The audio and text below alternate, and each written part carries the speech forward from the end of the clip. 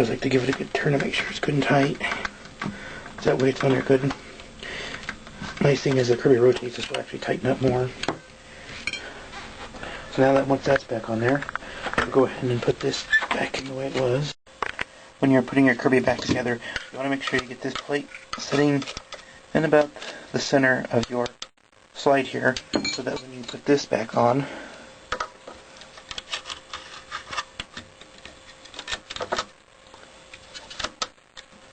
it should be in the neutral position.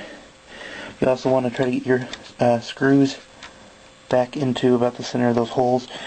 It's always a good idea once you put this back together, before you put the cover of your Kirby back on, to put your handle back into your handle spring assembly and plug it back into the machine, and then plug it in and turn the machine on and make sure that your transmission functions before putting the cover and everything back on.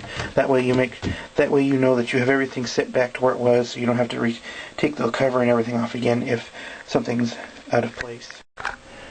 Now we have that back in place. Turn this around.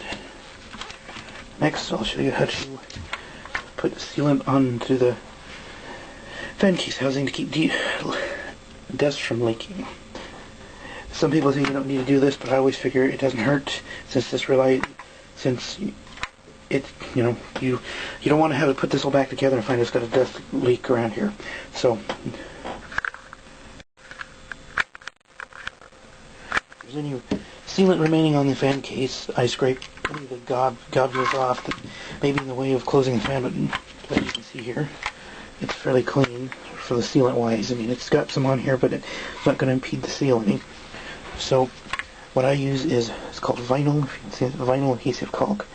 Sealant like this, any type along this type will work, as long as it's, you don't want to use glues though, because, well, if you ever need to get this off, you're going to have to try to break the glue seal. So this is what you want to use. Just standard caulking will work. All you need to do is just to place enough of this around here.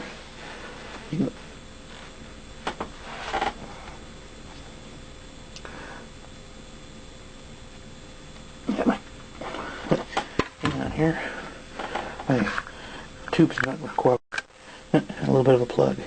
So we go ahead and we just start putting it on there. You don't need very much. I just want to kind of keep smearing it on here just a little.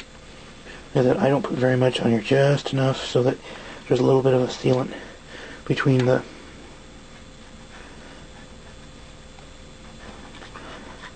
and you just follow the outline of the fan casing.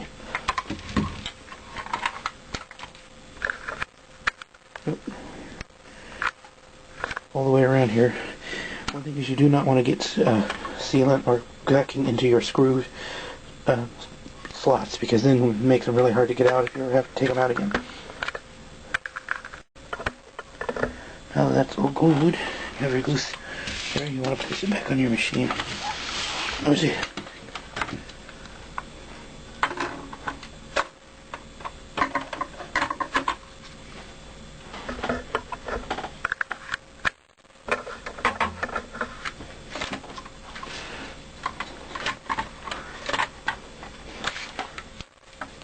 I usually hold the machine by the headlight cover and then pick it up, because you have your front wheels are attached to your front case cover, so it makes it easier to hold it in there to put it back in place. Make sure you get this yellow plastic inset in there, and once you get it on there, it should sit back on.